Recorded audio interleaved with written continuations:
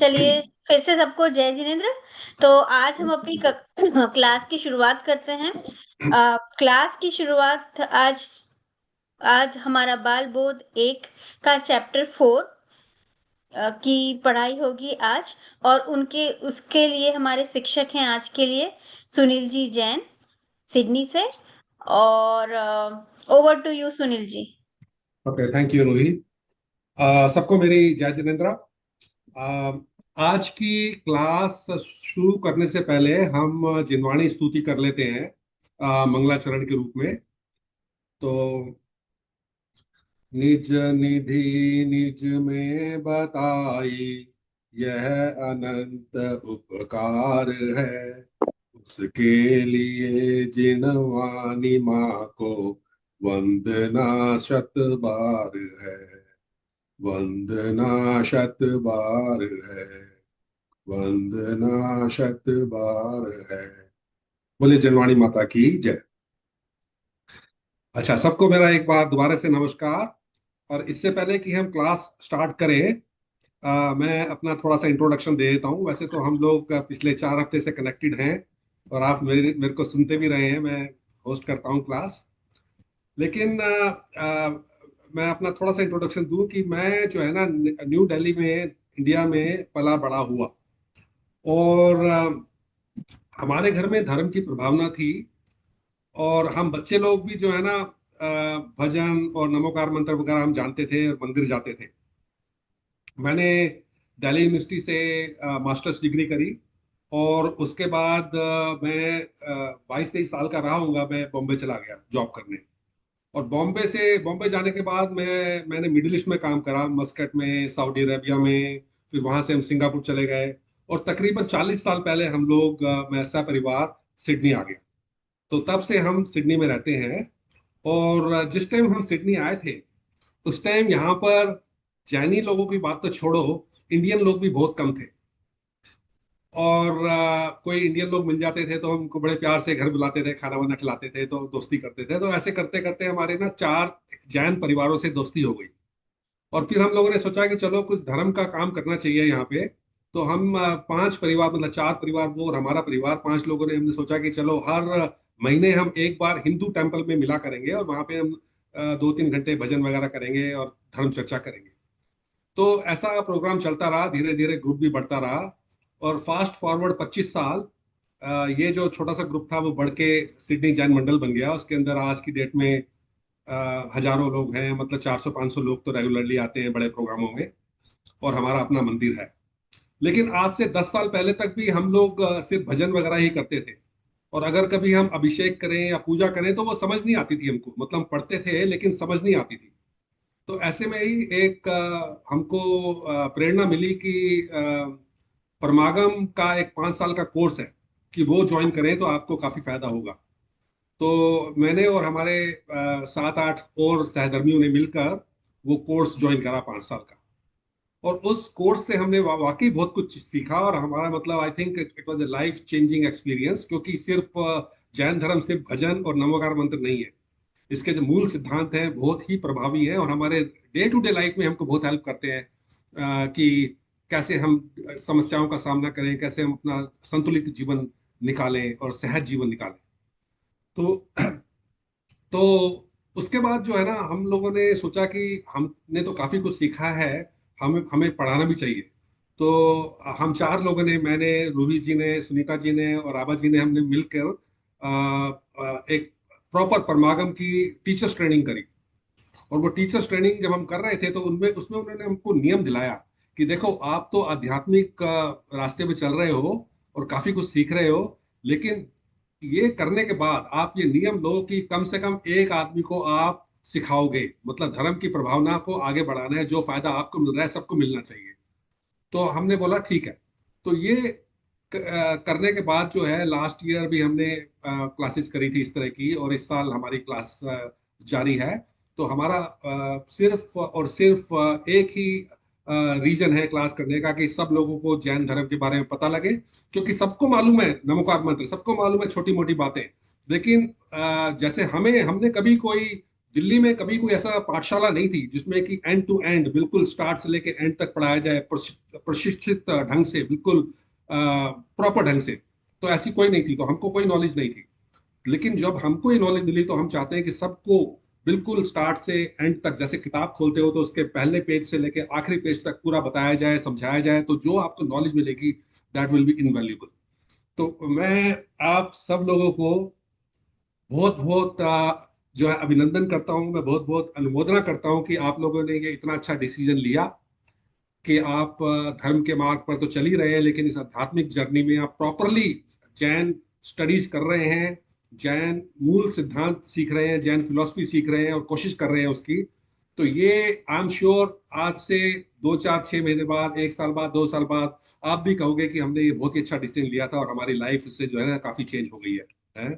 तो once again हम सब मिलकर जैन धर्म को समझें और इस आध्यात्मिक जर्नी में हम अपना विकास करें, और इसी भावना के साथ जो है हम आगे बढ़ते हैं। ठीक है?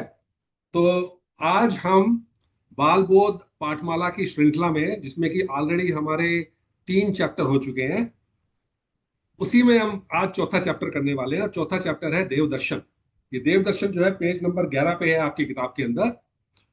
लेकिन मैं एक बात मैंने सुनी है और मैंने महसूस भी करी है कि आगे का पाठ और पीछे का साफ, आगे चलते हैं और पीछे भूल जाते हैं। ये बड़ी नॉर्मल बात है, हमारे साथ भी हुआ है। लेकिन उसी को बार बार करते रहो, बार बार करते रहो, तो पक्का हो जाता है। जैसे कुएं पे आप मटका रखो ना, तो वहां पे भी सीमेंट के ऊपर भी निशान बन जाता है ना? तो हम क्या करेंगे, आज एक छोटा सा रिवीजन करेंगे पहले 3 पाठों का, 2 4 5 मिनट लगा के, नमोकार महामंत्र का, चार मंगल का और तीर्थंकर भगवान का, और फिर हम मेन मुद्दे पे आएंगे। ठीक है? तो नमोकार मंत्र सबको याद है, लेकिन नमोकार मंत्र के में ये सबको मालूम है कि कौन सी 5 परमेष्ठियां हैं, किसको नमस्कार करा गया है, या सिद्ध को पहले क्यों नहीं करा गया है, या अरहंत को पहले क्यों करा गया है, वो सब आपको मालूम है। लेकिन एक सब गलती करते हैं, और मैं भी करता था, वो ये कि हम इसको सही तरह पढ़ते नहीं है। वो जो हमको सिखाया गया ना, नमो रदान नमस्कार नमो हरियाणम, इस तरह करके हम करते हैं, तो वो जो है तरीका ठीक नहीं है। हमने पिछले 2 3 क्लासेस में कवर करा था कि कैसे नमोकार मंत्र को शुद्धता से पढ़ना चाहिए। तो कौन नमोकार मंत्र को अच्छी तरह पढ़ के सुनाएगा यहाँ पे? रचना जी।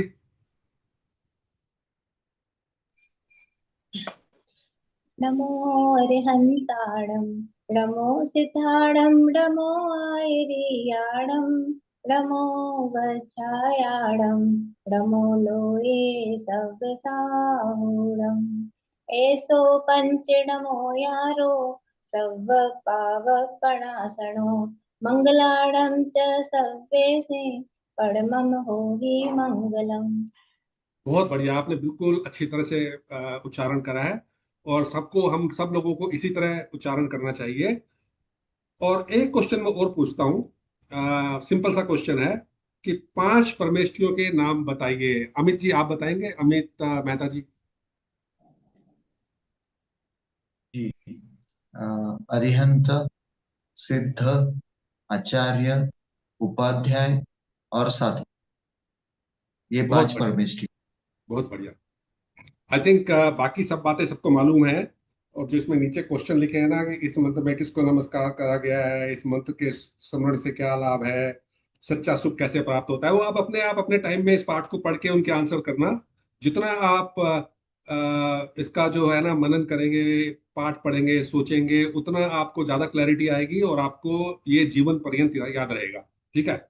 अब चलते हैं दूसरे पाठ पे। और दूसरा पाठ था हमारा चार मंगल। चार मंगल में भी यही बात है। इसमें भी ना आ, ये उतना लोगों को याद नहीं है जितना नमोकार मंत्र है, लेकिन ये भी बहुत पावरफुल मंत्र है हमारा। और नमोकार मंत्र के साथ साथ चार मंगल भी गाए जाते हैं। लेकिन इसके अंदर मेन गलती करते हैं लोग कि चत्तारी लोग उत्तमा बोलते हैं, और बाद में जो है धम्मो लोग उत्तमा भी बोल देते हैं। वहां लोग उत्तमो है। और इसी तरह शरणम है, शरणम शरणम नहीं है। और इस वाले में ना, शरणम वाले में, शरणम वाले में लास्ट वाली लाइन में धम्मम शरणम वो गलत लिखा है। उसको टाइपो ठीक कर लेना, वो भी शरणम है, क्योंकि प्राकृत भाषा में श कोई शब्द नहीं होता, स होता है बस, है। तो वो है धम्मम शरणम पवज्जामि। तो इस वाले मंत्र को कौन पढ़ के सुनाएगा सही तरह से? अ, विनोद जी आप पढ़ेंगे? विनोद बालाजी।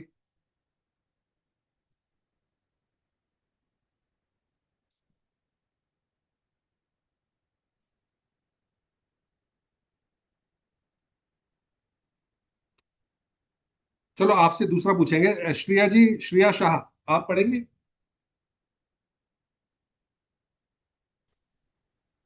चत्तारि मंगलम अरहंता मंगलम सिद्धा मंगलम साहू मंगलम केवली पणत्तो धम्मो मंगलम।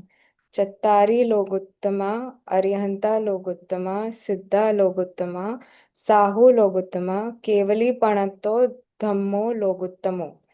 चत्तारि शरणं पवज्जामि अरहन्ते शरणं पवज्जामि सिद्धे शरणं पवज्जामि साहू शरणं पवज्जामि केवली पणन्तं धम्मं शरणं पवज्जामि। बहुत बढ़िया, बहुत बढ़िया। मैं एक और क्वेश्चन पूछूंगा इस पार्ट से, और वो क्वेश्चन है कि मंगल किसे कहते हैं। हमने काफी डिटेल में इसको डिस्कस करा था, तो कोई बताएंगे?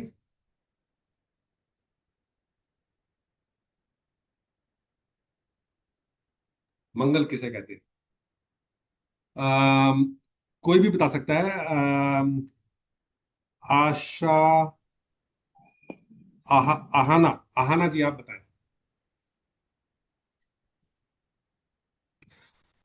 चलो अशोक जी आप बताओ, अशोक जी कैनबरा। मंगल जो पाप गलावे, पापों हाँ। को गलावे उसे मंगल। हम्म, और दूसरा मंगल का है जो सुख लावे। हाँ, बिल्कुल सही बोले आप। तो हमने कहा था कि मंगल में मंगल को दो तरह से पढ़ सकते हैं, म प्लस गल। म का मतलब है पाप, और गल का मतलब गलावे, जो पापों को गलावे। और मंगल को हम ऐसे भी पढ़ सकते हैं कि मंग प्लस ला। मंग का मतलब है सुख, और ला का मतलब लावे, सो सुख प्राप्त करावे। तो मंगल क्या हो गया? जो पापों को गलावे और जो सुख प्राप्त करावे उसे मंगल कहते हैं। तो अभी ना हम लोग तीसरे पार्ट पे आते हैं, जो पिछली बार हमने पढ़ा था। और इस पार्ट में हमने पढ़ा था तीर्थंकर भगवान। तीर्थंकर भगवान कौन होते हैं, भगवान और तीर्थंकर का डिफरेंस पढ़ा था, क्या उनमें समानता है, क्या उनमें डिफरेंसेस हैं। ठीक है, तो अभी बताइए कि भगवान किसे कहते हैं। आप में से कौन बताएगा? निमिषा जी आप बताएंगे भगवान किसे कहते हैं? जय जिनेन्द्र।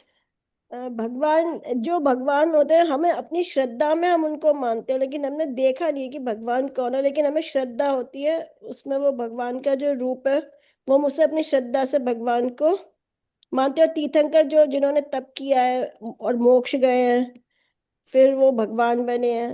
और जो भगवान होते हैं वो जो जन्म लेते हैं, तो उस टाइम पे मतलब उन्हें जो स्वप्न आते हैं वो सारा देखते हैं।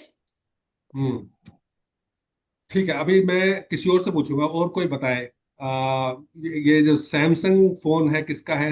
नाम नहीं लिखा इस पे, सैमसंग SMA127F। बल्कि मैं कहूंगा जिन लोगों ने भी ऐसे लिखा हुआ है ना, प्लीज अपना नाम लिख लें, सिटी लिख लें, तो हमें बताने में, बात करने में आसानी होती है। तो सैमसंग जी आप बताओ कि भगवान क्या होते हैं, भगवान किसे कहते हैं?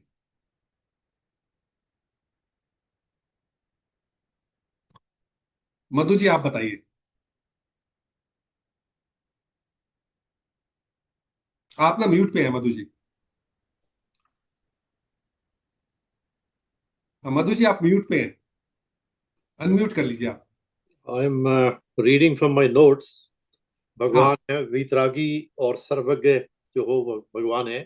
हाँ। और जो भगवान हितोपदेश देते हैं, औरों का मतलब उपदेश देते हैं उनके कल्याण के लिए, उनको तीर्थंकर कहते हैं। बहुत बढ़िया, आपने जो है नेक्स्ट क्वेश्चन का भी आंसर कर दिया है। ओह, क्योंकि मैं पूछने वाला था कि तीर्थंकर किसे कहते हैं, तो आपने ये भी बता दिया है, तो थैंक यू अशोक जी। अब कोई ये बताए कि क्या प्रत्येक भगवान तीर्थंकर होता है? आ, इसमें कोई भी अपना हाथ खड़ा करके बता सकता है। क्या प्रत्येक भगवान तीर्थंकर होता है? नहीं, प्रत्येक भगवान तीर्थंकर नहीं होते हैं। तो क्या प्रत्येक तीर्थंकर भगवान होते हैं? प्रत्येक तीर्थंकर भगवान होते हैं। Okay, very good. काफी लोगों ने अपनी वीडियो में ज्वाइन नहीं करा है, तो मेरे को नहीं मालूम कि वो अवेलेबल हैं ऑनलाइन या नहीं। तो इसलिए मैं आपसे ही पूछता हूँ श्रेया जी कि तीर्थंकर और भगवान में क्या समानता है और क्या अंतर है, मतलब एक दो बता अ, तीर्थंकर और भगवान में एक तो पहला कि तीर्थंकर हित का उपदेश देते, हितोपदेशी होते हैं। दो। अ, और वितरागी सर्वज्ञ के साथ हितोपदेशी भी होते हैं। हम्म। उनको तीर्थंकर नाम कर्म का महापुण्य का उदय होता है और संवत्सरण आदि से युक्त होते हैं।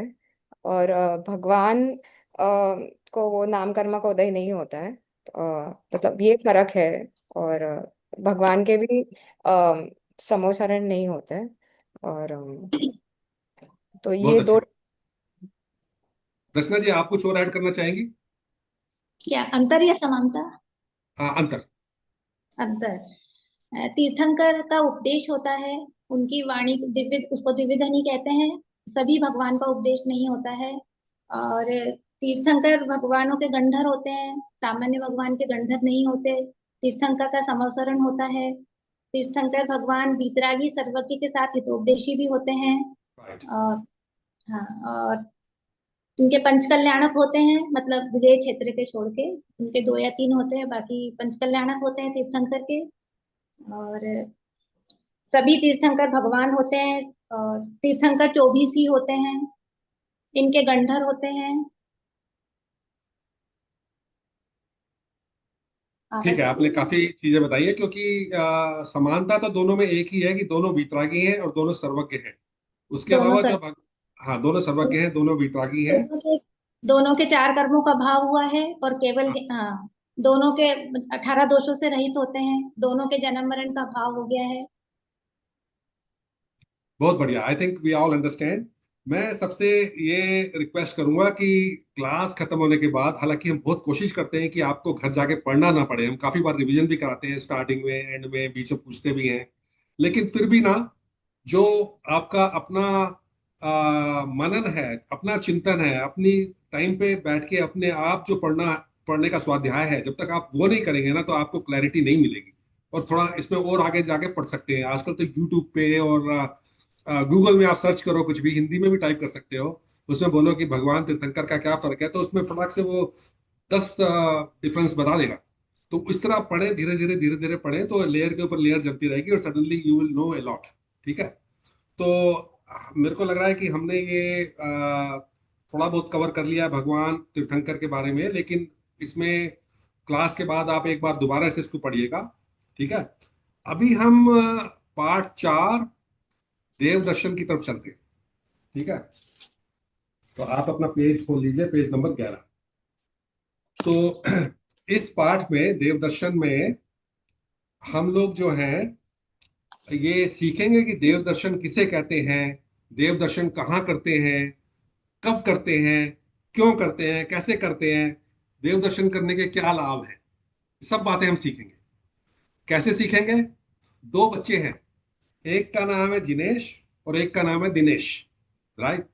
जिनेश जो है ना, उसको ये जो मैंने आपको बताए हैं क्वेश्चन कि हम क्या क्या सीखेंगे, सबके आंसर मालूम है उसको, वो तो देव दर्शन करता ही करता है, उसको सब कुछ मालूम है। लेकिन दिनेश जो है इस मामले में थोड़ा कच्चा है। तो दिनेश के क्वेश्चन होंगे और जिनेश के आंसर होंगे, और इस माध्यम से, क्वेश्चन और माध्यम के आंसर से हम ये सारी जानकारी हासिल करेंगे कि देव दर्शन किसे कहते हैं, कहाँ करते हैं, कब करते हैं, कैसे करते हैं, क्या लाभ है। ठीक है। तो अभी जो है ना, हम एक रोल प्ले करेंगे। हमको 2 लोग चाहिए, एक दिनेश और एक जिनेश। ठीक है। तो कौन दिनेश बनना चाहेगा और कौन जिनेश बनना चाहेगा? रचना जी, आप जिनेश बन जाओ। जी। और अमित जी, आप दिनेश बन सकते हैं। और मैं किताब भी शेयर कर जी दूंगा अभी, क्योंकि अब हम जब ये रोल प्ले करेंगे ना, तो बाकी सब लोग ध्यान से सुनना, और जो मुख्य बिंदु हैं इस रीडिंग में, उनको अपनी बुक में हाईलाइट कर लेना। मैं ना किसी से भी क्वेश्चन पूछ सकता हूँ इस रोल प्ले के बाद, मैं किसी से भी बोलूंगा, अच्छा बताओ क्या ये इसका क्या मतलब है। ठीक है। तो इसलिए ध्यान से अपनी बुक में हाईलाइट करना है। ठीक है। तो लेट्स स्टार्ट।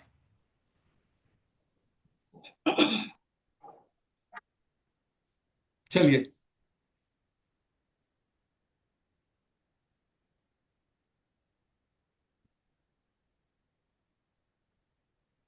हाँ रचना जी पढ़िए। जिनेश, ओ जिनेश, है हो? मंदिर जी, क्यों?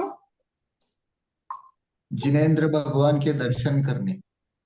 अच्छा, मैं भी चलता हूँ।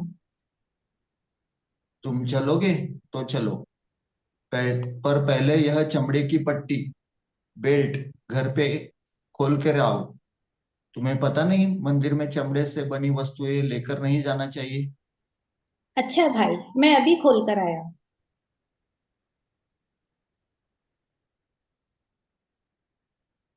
जिनेश। अरे भाई, अरे भाई, कहाँ चले जा रहे हो? जूते तो यहीं खोल खोल दो। मंदिर के भीतर चप्पल जूते पहने हुए नहीं जाते। मालूम होता है पहले तुम कभी मंदिर आए ही नहीं, इसी कारण दर्शन करने की विधि भी नहीं जानते। हाँ भाई, नहीं जानता। अब तुम बताओ।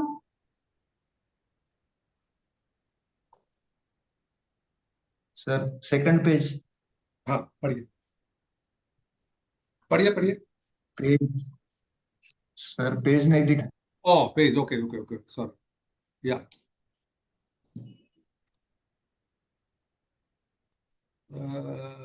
ओके, एक मिनट।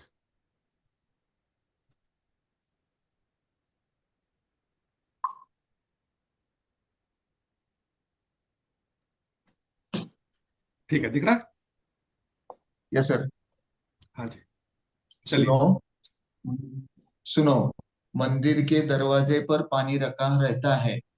हमें चाहिए कि सबसे पहले चप्पल जूते खोलकर पानी से हाथ पैर धोकर फिर भगवान की जय जयकार करते हुए तथा 3 बार निस्सही निस्सही निस्सही बोलते हुए मंदिर में प्रवेश करें। निस्सही का क्या अर्थ होता है?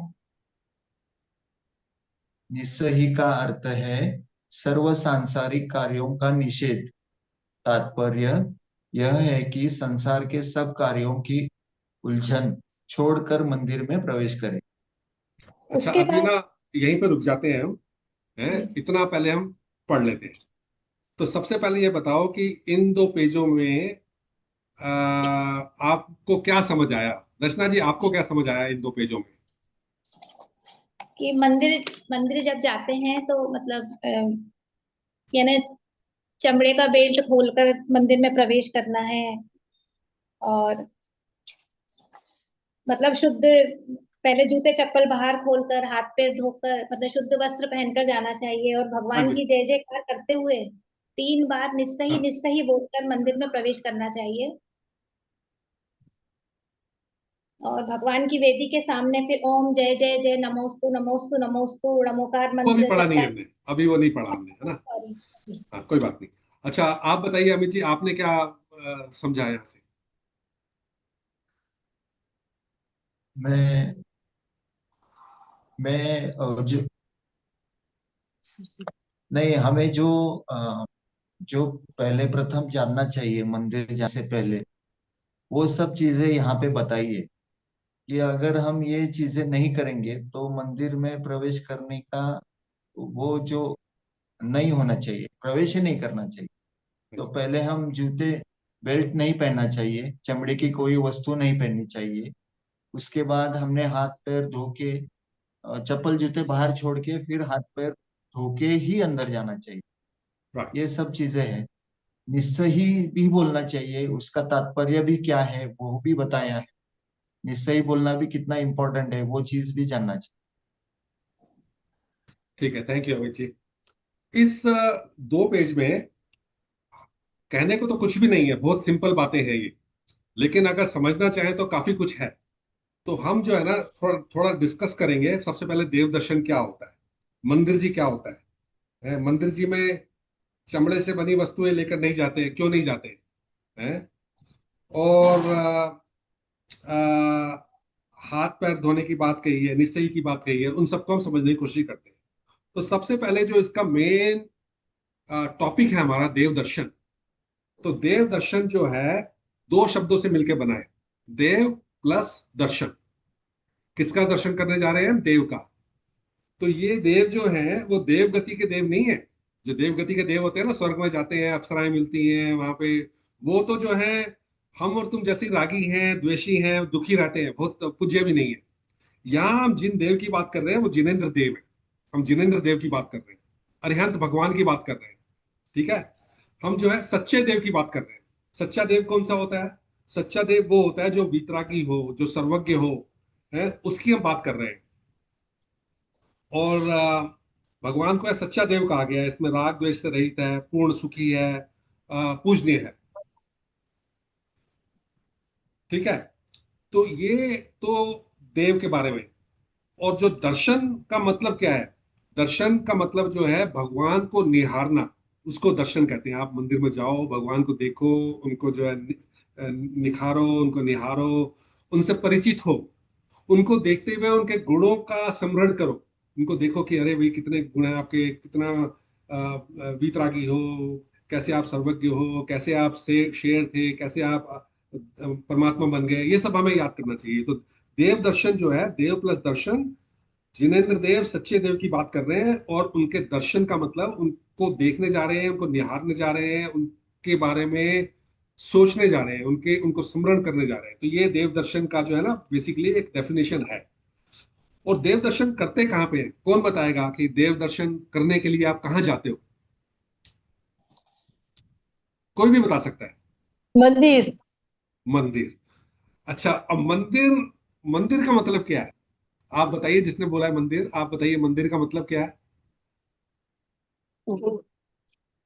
जहाँ भगवान विराजमान होते हैं उसको मंदिर बोलते बिल्कुल बिल्कुल। देखो मैं थोड़ा सा और बताता हूँ मंदिर के बारे में। मंदिर भी दो शब्दों से मिलकर बना है, एक है मन और दूसरा है दर। मन का मतलब है अपनी आत्मा, ठीक है, और दर का मतलब है प्लेस या स्थान या निवास, मतलब जहां आत्मा का निवास हो। है, वैसे तो मंदिर के ना पर्यायवाची शब्द है कि इसको देव स्थान भी बोलते हैं, देवगृह बोलते हैं, देवालय बोलते हैं। लेकिन बेसिकली जहां जो है ना भगवान आत्मा का निवास हो, उसको जो है मंदिर कहते हैं। ठीक है, तो मंदिर जाते क्यों हैं हम? हैं, मेरे को किसी ने बोला कि एक्चुअली ये सच्ची बात है, किसी ने पूछा कि अगर आत्मा में ही परमात्मा का वास होता है और भगवान सब जगह है, तो फिर मंदिर जाएं क्यों? और ये आजकल के यंग बच्चे तो बहुत रीजनिंग करते हैं, उनको जो है ना जब तक साइंटिफिक आंसर ना मिले वो एक्सेप्ट नहीं करते। ठीक है, तो मंदिर क्यों जाए जबकि हर एक आदमी के अंदर भगवान है, हर एक जगह भगवान है। तो इसको, ये क्वेश्चन ना मैंने एक शंका समाधान में सुना था। परमान सागर जी महाराज से किसी ने क्वेश्चन पूछा कि महाराज जी, महाराज जी ये मंदिर जो है ना हम क्यों जाएं जबकि भगवान सब जगह है? तो महाराज जी का आंसर जो था ना कुछ इस तरह था कि देखो, हवा जो है ना सब जगह होती है, ठीक है ना, हमारे आसपास सब जगह हवा है। लेकिन जब हमको गाड़ी में हवा भरानी होती है, तो क्या आप ऐसी मुट्ठी भरी हवा और गाड़ी में भर दी? कैसे भरते हो गाड़ी में हवा? भाई गाड़ी में हवा कैसे भरते हो? अमित जी क्या करते हो आप गाड़ी में हवा भरानी हो तो? जहाँ पे हवा भरने की सुविधा हो वहीं जाना पड़ेगा, मशीन से भरना पड़ेगा। फिलिंग स्टेशन जाओगे, पेट्रोल पंप जाओगे, हैं? ठीक है, तो श्रेया जी अगर आप फिलिंग स्टेशन जा रहे हो, उसमें आप आपने लगाई वो ट्यूब और हवा भर दी, तो वहां कैसे भर सकते हो? और आप नॉर्मली हवा उठा के ऐसे नहीं भर सकते? सब जगह हवा है, ऐसा क्यों? क्योंकि उसका एक मेथड होता है, एक तरीका होता है to fill the air in that. ऐसे ही हवा तो हम पकड़ के डाल नहीं सकते, right? There is this spot thing. On, बिल्कुल आपने सही बोला। क्योंकि जो है ना फिलिंग स्टेशन पे इसको प्रेशर चाहिए, गाड़ी में हवा भरने के लिए प्रेशर चाहिए। उनके पास वो मशीन होती है ना, वो प्रेशर डालती है और सारी हवा पटाख से टायर के अंदर जाती है। ठीक है, हवा सब जगह है लेकिन भर नहीं सकते। तो इसी तरह जो है ना भगवान सब जगह है, लेकिन अगर आपको भगवान के दर्शन करने हैं, भगवान को समझना है, तो आपको मंदिर जाना पड़ेगा। क्योंकि जो भगवान का जो सही एनवायरनमेंट है, जो वहाँ की स्पिरिचुअलिटी है, जो आपकी तीव्रता है, वो मंदिर में ही मिलेगी आपको।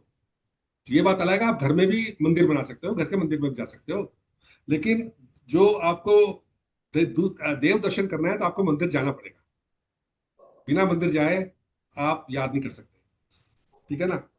और जो है उसका जो मतलब ये इसका जो फिलिंग स्टेशन है ना, मतलब अपनी आत्मा को समझने का, मैं कौन हूँ ये समझने का, उसका फिलिंग स्टेशन तो मंदिर ही है।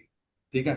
जैसे विद्यार्थी विद्यार्थी जो स्कूल जाते हैं, अगर किसी को शिक्षा लेनी है, एजुकेशन लेनी है, तो उसको जो है अपनी एजुकेशन ग्रहण करने के लिए स्कूल जाना पड़ेगा, विद्यालय जाना पड़ेगा। तो आत्मा का अनुभव करने के लिए, आत्म कल्याण करने के लिए हमको मंदिर जाना पड़ेगा। क्योंकि मंदिर में आपको जाके शांति मिलती है, आकुलता कम होती है, परिणाम शांत होते हैं, सुख का अनुभव होता है, कषाय मंद, बहुत सारे रीजन है। लेकिन मंदिर में ही जो प्रॉपर एनवायरनमेंट होता है, वहां पे जाके आप देव दर्शन करते हैं, भगवान के बारे में सोचते हैं।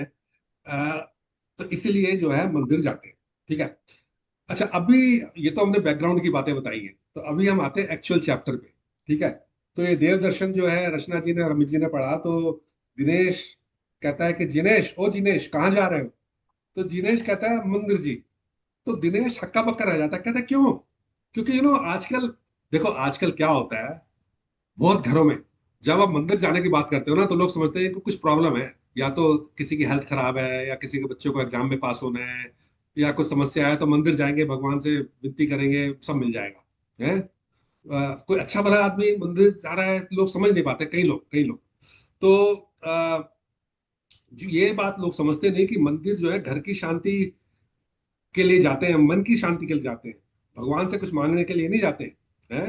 मंदिर में जो है वहां जाके आपको भगवान कुछ देता नहीं है, लेकिन जो है वहां पे जाके आपको ये समझने का मौका मिलता है कि हम कैसे भगवान बने और कैसे हमें सुख शांति मिले हैं। अभी इसके बाद जो है ना, क्यों, तो उसने बोल दिया, तो दिनेश ने बोला ठीक है, दिनेश बोला ठीक है, जिनेंद्र भगवान के दर्शन करने जा रहा हूँ। तो दिनेश कहता है ओके। तो जिनेश कहता है तुम चलोगे तो चलो, पर पहले ये चमड़े की पट्टी बेल्ट घर खोल कर आओ, तुम्हें पता नहीं मंदिर में चमड़े से बनी वस्तुएं नहीं लानी चाहिए। तो दिनेश कहता है, उसको शायद समझ आया कि नहीं आया, लेकिन कहता है अच्छा भाई मैं अभी खोल कर आया। तो अब ये बताइए कि मंदिर में क्या नहीं ले जाना चाहिए और क्यों? तो जो लोग, शोभा जी आप बताएंगी मंदिर में क्या नहीं ले जाना चाहिए और क्यों नहीं ले जाना चाहिए? शोभा जी। जो लोग वीडियो पर नहीं है ना, मैं उनसे क्वेश्चन पूछ रहा हूँ। मंदिर में चमड़े की वस्तु नहीं ले जानी चाहिए, क्यों?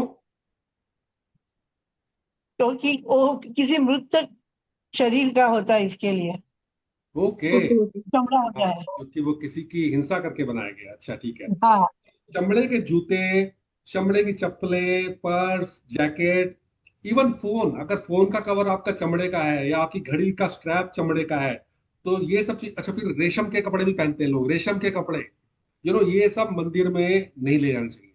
मंदिर की तो छोड़ो, हमें अपनी पर्सनल लाइफ में भी इनको इस्तेमाल नहीं करना चाहिए। अरे भाई क्यों नहीं करना चाहिए? क्योंकि देखो जैन धर्म में हिंसा जो है 5 पापों में सबसे पहला पाप है। हिंसा 5 पापों में सबसे पहला पाप है हिंसा, लोभ, हिंसा, झूठ, चोरी, यू नो परिग्रह, ये सब चीजें जो है ना 5 पाप होते हैं, उनमें हिंसा सबसे पहला पाप है। और जो वस्तुएं हिंसा करके बनाई गई हो, उनका उनको मंदिर में तो लाना ही नहीं है, उनका हमें उपयोग ही नहीं करना अपनी जिंदगी में। क्योंकि ये सब चीजें जो प्राणियों की हिंसा से बनाई गई हैं, और उसके अलावा जो है ना, इन चीजों में आपको लगेगा कि ये प्रोसेस्ड है, लेकिन तब भी उसमें सूक्ष्म जीवों की निरंतर उत्पत्ति होती है? और अगर आप YouTube पे जाके देखें कि ये चीजें कैसे बनती हैं, तो मैं आपको गारंटी दे रहा हूं कि आप जिंदगी भर इन चीजों को छूओगे भी नहीं। Just to give you some example, आपको पता है कि जैसे सुअर है, उसको गरम गरम उबलते हुए पानी में डाल के उसकी खाल खींची जाती है। सांप होते हैं, उनको, जिंदा सांप को पकड़ के 2 पेड़ों के पीछे बांध देते हैं, नीचे से आग जलाते हैं, और उसकी फिर खाल खींचते हैं, बहुत ही हिंसात्मक तरीकों से, मतलब बहुत दर्दनाक तरीकों से। जैसे बूचड़खानों की बातें तो सबको मालूम है, गाय भैंस बकरी कैसे उनकी खाल निकाली जाती है। तो जैन धर्म जो है हिंसा के बिल्कुल अगेंस्ट है, बहुत बड़ा पाप है हिंसा। तो जो भी चीज हिंसा करके बनाई गई है, हमें मंदिर तो लानी ही नहीं है, हमें अपनी पर्सनल लाइफ में भी इस्तेमाल नहीं करनी। रेशम भी यही है, रेशम के कीड़ों को भी उबाल उबाल के बनाया जाता है। अच्छा एक बात बताओ, कि जूते चप्पल तो ठीक है, मोजे तो पहन के जा सकते हैं कि नहीं? क्यों जी, शोभा जी, मोजे पहन के जा सकते हैं मंदिर में?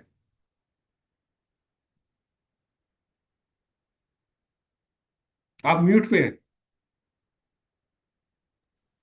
क्यों नहीं पहन के जाना चाहिए? क्योंकि वो चमड़े से टच हुए होते हैं, पग धो के नहीं ही तो जाना चाहिए मंदिर में।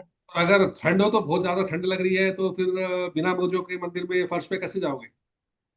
तो आप नए मोजे आपके बैग के अंदर रखिए, वो पहन के जाइए। धुए हुए मोजे पहन के जाइए मंदिर में, साफ सुथरे। अच्छा, तो आपने ये पॉइंट बताया कि देखो शोभा जी, आपका पॉइंट तो सही है कि वो वाले जूते मत, वो वाले मोजे नहीं पहनो, क्योंकि वो चमड़े से भी टच हुए हैं, फिर आपकी बॉडी से पसीना निकल रहा है, बैक्टीरिया आ रहे हैं, अशुद्ध है।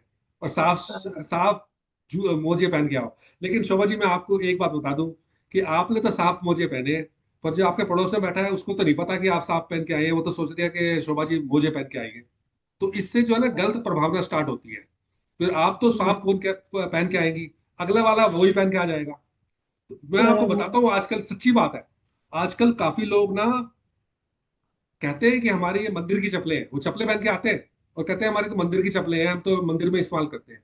और मेरे को तो लगता है अगर ये प्रथा चलती रही ना, तो थोड़े दिनों में अभिषेक करने वाले भी कहेंगे हमारी शुद्ध चप्पलें हैं, हम तो अभिषेक भी जो है शुद्ध चप्पल पहन के करेंगे। तो हमको ऐसी कोई बात ही नहीं करनी जिससे कि कंफ्यूजन हो। आपने तो ठीक करा, लेकिन दूसरे आदमी को नहीं, नहीं मालूम। लेकिन लेकिन आप, हमको तो पहन के ही जाना ही चाहिए।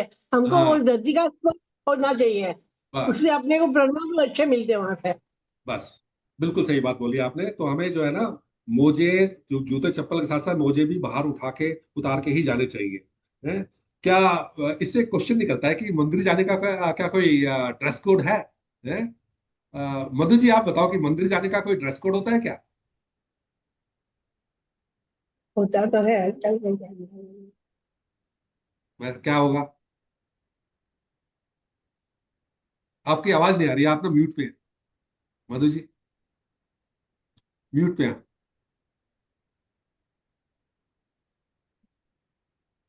आप अभी भी म्यूट पे हैं।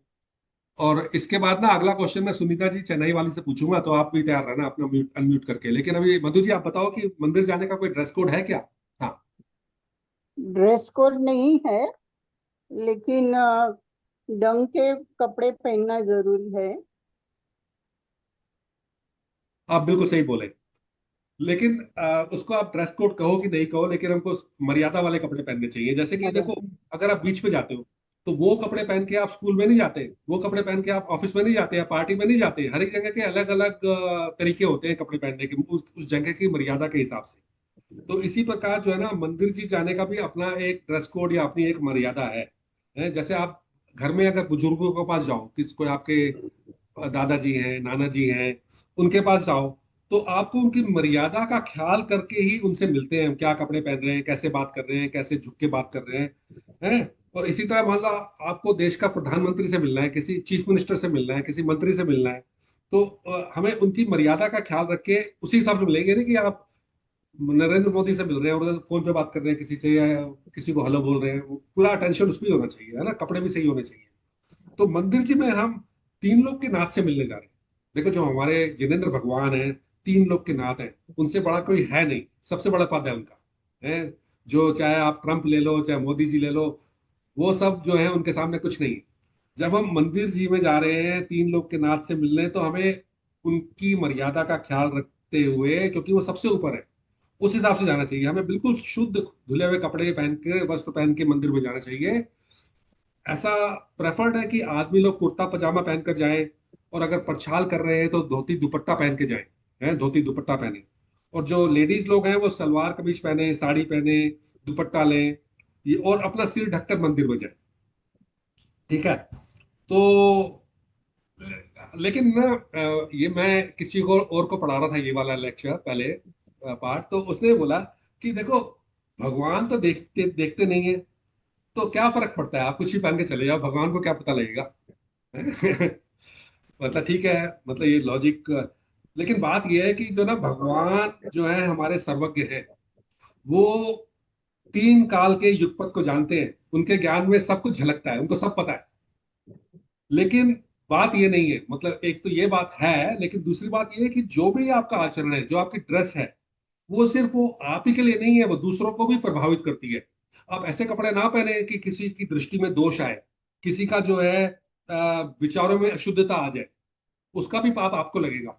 है तो जब आप तीन लोग के नाथ के सामने जाते हैं तो उनकी मर्यादा का ख्याल रख के, अच्छे से कपड़े पहन के, साफ सुथरे कपड़े पहन के, बिल्कुल कवर करके आप तब जाए मंदिर में। तो ये जो है बात में बात निकली है।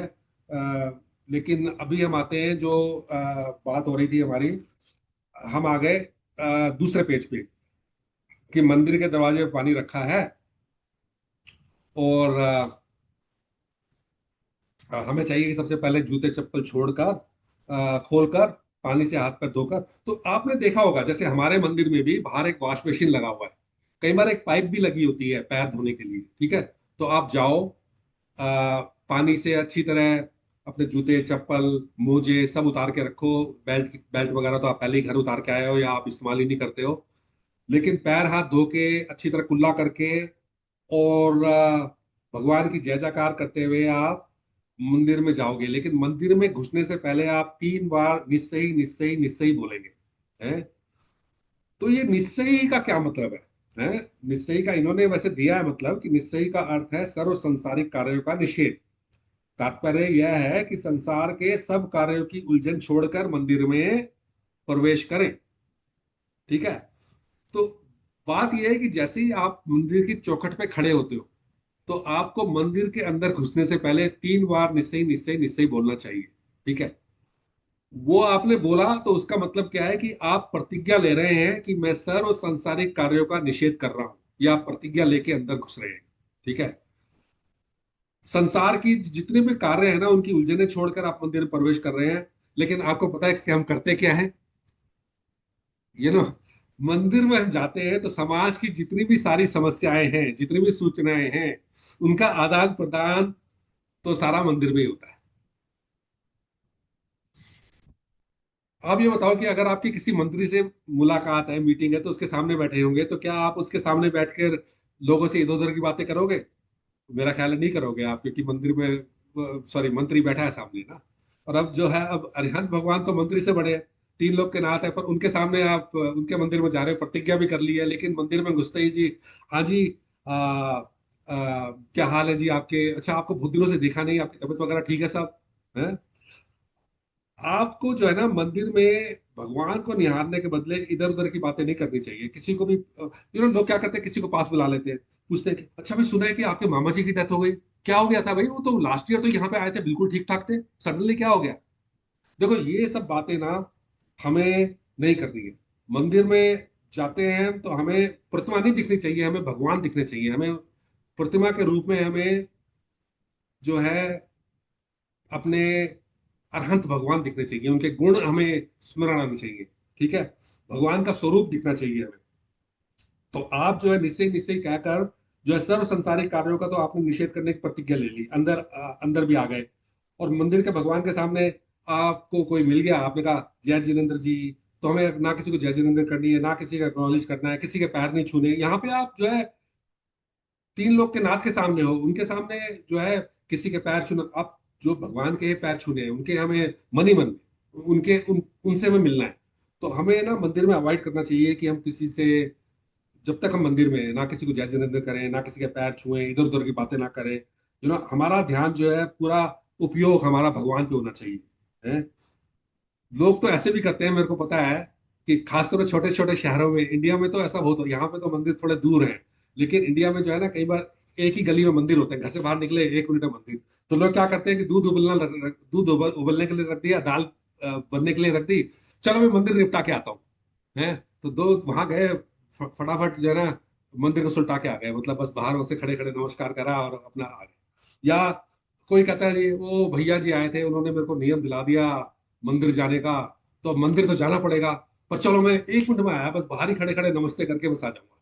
तो ये देव दर्शन नहीं है भैया। है? हमें प्रॉपरली करना है, वो सारा इसके अंदर बताया जाएगा अभी कि कैसे करना है। ठीक है, और दूसरी बात, एक और बात बता दो इस संदर्भ में, मतलब बहुत बातें हैं करने के लिए तो, लेकिन जैसे नॉन जैन लोग कई बार पूछ लेते हैं कि भाई आप मंदिर गए थे, क्या मांगा आपने भगवान से? है? मैं आई एम श्योर, मेरे से तो लोग पूछते हैं, यहाँ ऑस्ट्रेलिया में कई बार हम कहते हैं भाई मंदिर जा रहे हैं, कहते हैं क्या सब ठीक है, आप क्या मांगने जा रहे हो, क्या आप क्या क्या इशू है? तो हम कहते हैं भाई भगवान से हम मंदिर में मांगने नहीं जाते, हम उन जैसा बनने के लिए मंदिर में जाते हैं। ठीक है ना। तो निश्चय जो है, इसको कहने के बाद हमने सर्व संसारिक कार्यों का निषेध कर दिया है, प्रतिज्ञाबद्ध है। हमारा ध्यान जो है ना घड़ी के ऊपर है, ना फोन मैसेजेस के ऊपर है। हमें ठंडी गर्मी खुजली कुछ महसूस नहीं होना चाहिए। प्रतिज्ञा जो है ना, एक बार ले ली है तो उसको हमें तोड़ना नहीं है। हमें जो है, कौन आ रहा है मंदिर में, कौन जा रहा है, किसने क्या पहना है, हमें कुछ नहीं देखना है। हमारा पूरा उपयोग जो है ना भगवान के ऊपर होना चाहिए। तो ये जो है, मेरे को लग रहा है कि मैंने काफी ज्यादा डिटेल में बता दिया कि निस्सही की क्या महिमा है। मतलब निस्सही कहने के बाद हमें पूरा ध्यान, पूरा उपयोग जिनेंद्र भगवान पे लगाना है। ठीक है। तो अभी जो है ना, आगे चलते हैं। अब हम करेंगे, अगर इस संदर्भ में किसी का कोई क्वेश्चन है तो एक क्वेश्चन मैं ले सकता हूँ, आप पूछ सकते हैं मेरे से, हाथ खड़ा करके पूछ सकते हैं और हम उसका जवाब दे देंगे, नहीं तो हम आगे चलते हैं। तो मैं आपको 10 सेकंड का टाइम देता हूँ। किसी को कोई क्वेश्चन है? ठीक है। तो अभी हम आगे चलेंगे, अब आगे आगे का पढ़ेंगे। तो मैं आपके लिए अपना स्क्रीन शेयर करता हूँ, 1 सेकंड मेरे को दीजिए आप। और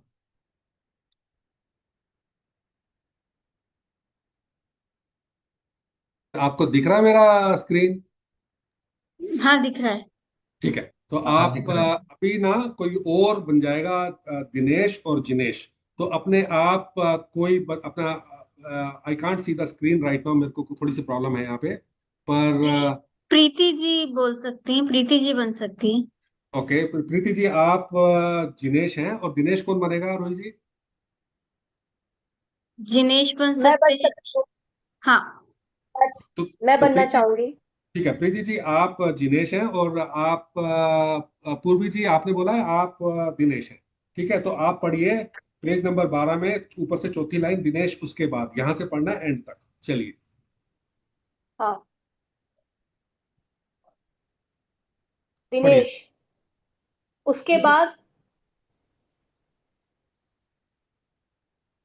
उसके बाद भगवान की वेदी के सामने ओम जय जय जय नमोस्तु नमोस्तु नमोस्तु नमो अरियंताणम आदि नवकार मंत्र एवं चत्तारी मंगलम आदि पाठ बोलते हुए ये हाँ सुनील जी राइट साइड में वो कर दीजिए। हाँ। हाँ। जिनेंद्र भगवान को अष्टांग नमस्कार करें। इसके बाद चित्त को एकाग्र करके भगवान की स्तुति पढ़ते हुए 3 प्रदक्षिणा देनी चाहिए। उसके बाद फिर भगवान को नमस्कार कर 9 बार नवकार मंत्र पढ़ते हुए कार्योत्सर्ग करना चाहिए। अच्छा, तो शांति से इस प्रकार चित्त एकाग्र करके भगवान का दर्शन करना चाहिए। और क्या, उसके बाद शांति से बैठकर कम से कम आधा घंटा शास्त्र पढ़ना चाहिए। यदि मंदिर जी में उस समय प्रवचन होता हो तो वह सुनना चाहिए। बस। बस क्या, जो शास्त्र में पढ़ा हो अथवा प्रवचन में सुना हो उसे थोड़ी देर बैठकर मनन करना चाहिए। थोड़ा ऊपर। जी तथा सोचना चाहिए कि मैं कौन हूँ, भगवान कौन है, मैं स्वयं भगवान कैसे बन सकता हूँ, आदि आदि। इन सब से क्या लाभ होगा? इससे आत्मा में शांति प्राप्त होती है, परिणामों में निर्मलता आती है, मंदिर में आत्मा की चर्चा होती है। अतः यदि हम आत्मा को समझकर उसमें लीन हो जावें तो परमात्मा बन सकते हैं। बहुत बढ़िया। तो इस वाले सेक्शन में बहुत सारी नई बातें आई हैं। मतलब अगर सोचना चाहे तो काफी नई बातें हैं। वैसे तो अगर पढ़ जाओ खटाक से तो लगता नहीं है, लेकिन देखो मैं बताता हूँ आपको, इसके अंदर कई बातें नई हैं। जैसे कि ओम लिखा है, ओम का क्या मतलब है। अब ये कई कई बातें इन्होंने करी हैं। जय जय जय 3 बार लिखा है, नमोस्तु नमोस्तु नमोस्तु लिखा है। फिर आगे लिखा है अष्टांग नमस्कार, फिर आगे लिखा है स्तुति पढ़नी चाहिए, प्रदक्षिणा करनी चाहिए, है। फिर लिखा है आगे शांति से बैठकर शास्त्र पढ़ना चाहिए, प्रवचन करना चाहिए। तो ये सब बातें क्यों, फिर मनन करना चाहिए, उसका लाभ। तो ये काफी सारी चीजें हैं, मैं थोड़ा सा एक्सप्लेन करना चाहूंगा आपको। तो सबसे पहले दिनेश कहता है उसके बाद। तो जिनेश जी कहते हैं उसके बाद भगवान की वेदी के सामने ओम जय जय जय नमोस्तु नमोस्तु आदि की बात करी है उन्होंने। तो इसके अंदर ये ओम, ओम क्या है? देखो, ओम शब्द में यहाँ पे पंच परमेष्टि छुपे हुए हैं। ओम कह दिया आपने तो समझो पंच परमेष्टि का नाम ले लिया आपने। कैसे? देखो, पंच परमेष्टि में पांच, अमित जी ने आंसर दिया था पहले, पांच पद होते हैं। सबसे पहले अरहंत, फिर सिद्ध, फिर आचार्य, फिर उपाध्याय और फिर मुनि। तो उनके नामों से निकल के ओम बनता है। कैसे बनता है? अ से अरहंत, और फिर आ से अशरीरी सिद्ध भगवान, तो अ प्लस अ आ बनता है। ठीक है। फिर आ में आचार्य का आ मिलके वो चेंज नहीं आती, आ ही रहता है।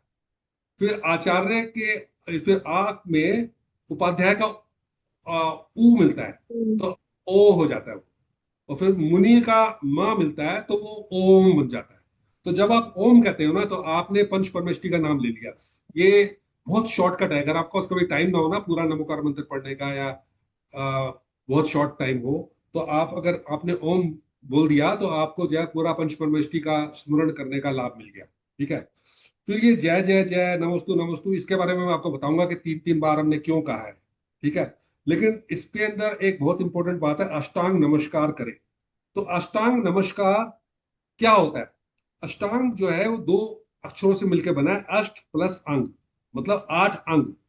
ठीक है। कई बार उसको साष्टांग भी बोलते हैं, मतलब स प्लस अष्ट प्लस अंग, मतलब 8 अंगों के साथ। तो ये 8 अंग कौन कौन कौन से हैं? ये हैं 2 हाथ, 2 पैर, मस्तक, हृदय, पीठ और नितंब, मतलब पीछे जो है ना, पीछे हिप्स का पोर्शन। तो ये जो 8 अंग हैं, इनसे हमें अष्टांग नमस्कार करें तो आपने पूरी बॉडी से नमस्कार करा है भगवान का। है, इसमें लेडीज लोग गवासन भी करती हैं, उसमें भी अष्टांग की तरह ही होता है, पर वो थोड़ा उसका पोस्चर अलग होता है। फिर इसमें लिखा है उसके बाद चित्त को एकाग्र करके। अभी चित्त को एकाग्र कैसे करें? देखो, चित्त का मतलब जो है ना, आप मन वचन काय से है। आपको जो है 5 इंद्रियां हैं आपकी। आपको उधर स्मेल आ रही है, कोई अच्छी, किसी ने सेंट लगाई है, इसकी स्मेल आ रही है, किसी ने कहीं पे आपको कुछ म्यूजिक दिमाग आपको सुनाई दे रहा है, कहीं से आपको मन ही मन में आपको लड्डू याद आ रहे हैं, कोई भी है? लेकिन हमें क्या करना है? अपनी काय की एकाग्रता के लिए इन सब विचारों को छोड़ के हमें भगवान को निहारना है। ठीक है। वचन वचन को कैसे कंट्रोल करें? हमें हमें जो है ना, कुछ स्तुति करनी चाहिए एकाग्र करने के लिए। प्रभु पतित पावन मैं अपावन, चरण आयो शरण जी। और इसी तरह की ना और भी बहुत सारी स्तुतियां हैं, जैसे वीतराग सर्वज्ञ हितंकर। और आप भाग 2 और भाग 3 में आपको कई नई स्तुतियां सिखाई जाएंगी। ठीक है। कोई भी आप स्तुति बोल सकते हो, तो आपका जो है ना, वचन से भी आप एकाग्र हो गए। आपका दिमाग में तो, अच्छा हाँ, दिमाग, आपका जो मन है ना, मन तो बहुत चंचल है। 1 सेकंड के अंदर आप जहां पे भी हो ना, वहां से अमेरिका पहुंच जाते हो। 1 सेकंड में आप जहां हो, वहां से जो है किसी शादी में जो आपने अटेंड करी 2 साल पहले, वहां पहुंच जाते हो। आपका दिमाग जो है, मन ऐसे मंकी की तरह एकदम उछल उछल के कहीं से कहीं पहुंचता है। तो आप मन वचन काय को कैसे एकाग्र करें? तो उसका तरीका यही है कि काय से तो आंख से आप सिर्फ भगवान को देखें, उनको निहारें, और वचन से जो है स्तुति पढ़ें, और मन में आप जो है भगवान का स्मरण करें। भगवान का जो है ना, उनके जो गुण हैं उनको याद करें। भगवान की मूर्ति को, आप जो भगवान की प्रतिमा है उसको आप कंटिन्यूअसली देखें, उनको, उसको देख के स्तुति गाएं, उसको देख के आप स्मरण करें, ये सोचें मेरे को इनकी तरह बनना है, कैसे बनूं मैं, और ये सब सोचें। तो पर वो वाला बात हम बाद में करेंगे। लेकिन एकाग्रता का मतलब है मन वचन काय से आपको मन अपना एक इकट्ठा करना है सारी चीजें। देखो, हमारे एक बहुत बड़े ज्ञानी हुए हैं, उनका नाम है पंडित टोडरमल जी। जिन लोगों ने कुछ ग्रंथ पढ़ रखे होंगे, शास्त्र पढ़ रखे होंगे, तो उनको पता होगा कि हमारा जो मोक्ष मार्ग प्रकाशक है वो टोडरमल जी ने लिखा है। टोडरमल जी जो है 1500 शताब्दी में पैदा हुए थे, और वो अकबर के दरबार में फाइनेंस मिनिस्टर थे। ठीक है। उनकी बहुत छोटी उम्र में उनके अगेंस्ट एक षड्यंत्र रख के, 46 ईयर ओल्ड थे वो, तो उनको राजा ने फांसी लगवा दी थी, क्योंकि some people were not happy with them. लेकिन उन्होंने जब ये ग्रंथ लिखा ना, मोक्ष मार्ग प्रकाशक, उसके अंदर उन्होंने लिखा है कि आप जो है ना, कुछ लोग जो है मुख से तो पाठ कर रहे हैं, लेकिन दृष्टि कहीं और घूम रही है, और चित्त ना मालूम कहाँ लगा हुआ है। इसको एकाग्रता नहीं कहते। ये उन्होंने लिखा है मोक्ष मार्ग प्रकाशक का, मैंने खुद इसको वेरीफाई करा, पेज नंबर 220 पे आप पढ़ सकते हो, ये उन्होंने लिखा हुआ कि आपको जो है चित्त की एकाग्रता करनी है, लेकिन मुख से आप पाठादी कर रहे हो, दृष्टि कहीं घूम रही है और चित्त आपका पता नहीं किस बाजार में है, कहाँ पे है, ये एकाग्रता नहीं है। ठीक है, तो हमें जो है भगवान की चित्त को एकाग्र करके भगवान की स्तुति पढ़ते हुए जो है प्रदक्षिणा देनी चाहिए। वैसे मैं एक बात और बताऊं आपको, मैंने कई बार नोट करा है कि जब कई बार ना मेरा उपयोग, मैं जैसे मान लो अभिषेक कर रहा हूँ और मैं कुछ पढ़ रहा हूँ, अभिषेक का जो क्रिया होती है उसको पढ़ रहे होते हैं, लेकिन कई बार उपयोग उधर नहीं होता, कई बार दिमाग इधर उधर चला जाता है और कई बार बीच में रुकावट आ गई, कुछ पाठ के बीच में हम रुक जाते हैं, तो हम फिर भूल जाते हैं कि हमने कहाँ तक पढ़ा था। है, फिर हम पूछते हैं, अरे हम कहाँ थे भैया? वो क्यों? क्योंकि हमारा जो है ना एकाग्रता नहीं थी, हमारा ध्यान कहीं और था। तो एकाग्रता रखेंगे तो आपको पता रहेगा क्या कर रहे हो आप। एक संत हुए, संत कबीर, कबीर दास जी, आप सबने नाम सुना होगा। तो उन्होंने एक बहुत अच्छा दोहा लिखा, मैंने सोचा मैं आपसे शेयर करता हूँ। उन्होंने लिखा, माला तो कर में फिरे, जीवी फिरे मुख माय। माला तो कर में फिरे, जीव फिरे मुख माय। मनवा तो चौदिसी फिरे, यह तो सुमरन नाहि। इसको ऐसे भी कहते हैं लोग कि मनवा फिरे बाजार में, यह तो सुमरन नाहि। तो कबीर जी क्या कह रहे हैं कि आपके हाथ में तो माला है, माला आप कर रहे हो है, और जीभ से, मुंह से भी कुछ बोले जा रहे हो, लेकिन आपका मन जो है ना वो चारों दिशाओं में घूम रहा है, कौन से बाजार में पता नहीं। भैया ये जो है ना भगवान की भक्ति नहीं है, उन्होंने लिखा। तो किसी ने ना उनके दोहे के ऊपर एक और दोहा बनाया, तो वो भी मैं आपसे शेयर करता हूँ। वो हमारे जैन धर्म के हिसाब से इसका दैट मेक सेंस। वो कहता है, माला चेतन सो कहे, काहे फिरावे मोय। माला चेतन सो कहे, काहे फिरावे मोय। मनवा क्यों नहीं फेरता, मुक्ति दिलावे तोय। मतलब जो है माला चेतन से कह रही है, माला जीव से कह रही है, हमारी आत्मा से कह रही है कि भाई मेरे को क्यों घुमा रहा है तू, है मेरे को क्यों घुमा रहा है तू, अपने मन को घुमा। अगर तेरे को मुक्ति चाहिए तो अपने मन को घुमा भैया, उससे तेरे को मुक्ति मिलेगी। तो ये सब बातें हैं, मतलब एकाग्रता करने की, मतलब जो है ना कैसे हम एकाग्रता करें, है कैसे हम भगवान में अपना दिमाग लगाएं। तो अभी हम बात करते हैं प्रदक्षिणा की। प्रदक्षिणा क्या होती है? प्रदक्षिणा का मतलब है कि चारों ओर चक्कर लगाना, फेरी लगाना, परिक्रमा करना। तो भगवान के वो चारों ओर ना गोलाकार आकृति में आप घूमते हैं, तो उसको बोलते हैं प्रदक्षिणा। है, तो क्यों करते हैं प्रदक्षिणा? प्रदक्षिणा करने का मतलब है कि भगवान मैं तुम्हारी शरण में आ गई। ठीक है, प्रदक्षिणा करने का मतलब भगवान की शरण में आ गए। और कैसे करते हैं? हमेशा क्लॉकवाइज करते हैं, घड़ी की डायरेक्शन में। है, भगवान जो है हमेशा आपके राइट साइड में होने चाहिए, आपके सीधे हाथ की तरफ होने चाहिए। है, एक कहावत है कि पूज्य वामे तरफ से, मतलब जो पूज्य चीजें हैं ना वो हमेशा सीधे हाथ की तरफ होनी चाहिए। जैसे कि आपने, जब शादी होती है ना लड़के लड़की की, तो लड़का हमेशा राइट में बैठता है, लड़की लेफ्ट में बैठती है, क्योंकि हमारे पुराने संस्कारों के हिसाब से पति पूज्य है। आजकल तो खैर लड़का लड़की दोनों पूज्य हैं, लेकिन संस्कारों के हिसाब से पति को पूज्य माना जाता था और हमेशा राइट में बैठता है। लेकिन जैसे इसका प्रैक्टिकल यूज क्या है, जैसे हमारे महाराज होते हैं, मुनि महाराज, वो कई बार ना बड़ी अटपटी प्रतिज्ञा कर लेते हैं। वो कहते हैं भाई आज अगर मैं खाना खाऊंगा ना, मैं अगर पड़घान करूंगा तो जोड़े से पड़घान करूंगा, अगर कोई मेरे को हस्बैंड वाइफ कहीं दे रहे हैं खाना तभी मैं खाना खाऊंगा। अब वो पहुंचते हैं किसी गैदरिंग में, वहां पे बहुत सारे लोग खड़े हैं पड़गान करने के लिए, उसमें कपल भी खड़े हैं, तो उनको कैसे पता लगेगा कि हस्बैंड वाइफ है? उनकी तो प्रतिज्ञा है कि मैं जोड़े से ही पड़गान करूंगा। तो वो देखते हैं कि अगर एक जोड़ा जो उनको खाना खिलाने के लिए खड़ा है, आहार देने के लिए खड़ा है, उसमें स्त्री लेफ्ट में है और पुरुष राइट में है, तो वो समझ जाते हैं कि ये पति पत्नी है भैया। और अगर वो स्त्री मान लो सीधे हाथ पे है, अगर स्त्री राइट में और जेंट लेफ्ट में है, तो वो समझते समझ जाते हैं कि ये पति पत्नी नहीं है, वो उसकी माँ हो सकती है, भाभी हो सकती है, बहन हो सकती है, मामी हो सकती है, कुछ भी हो सकती है, पर वाइफ नहीं होगी। वाइफ होगी तो वो लेफ्ट में होगी, हस्बैंड राइट में होगा। ठीक है, तो ये जो है ना हमें, मतलब भगवान तो हमारे जो है तीन लोग के नाथ है, सबसे ऊपर है, सर्वोत्तम है, पूज्य हैं, वो हमारे हमेशा राइट में होने चाहिए। जब भी मंदिर जाओ, जब परिक्रमा करो ना वेदी की, तो आपको क्लॉकवाइज डायरेक्शन में करनी है ताकि भगवान आपके राइट में रहें। ठीक है, तो ये तो हो गया प्रदक्षिणा के बारे में। अब भगवान को नमस्कार कर 9 बार नमोकार मंत्र पढ़ते। अच्छा, 3 बार, 3 बार प्रदक्षिणा करनी चाहिए। 3 बार का क्या महत्व है?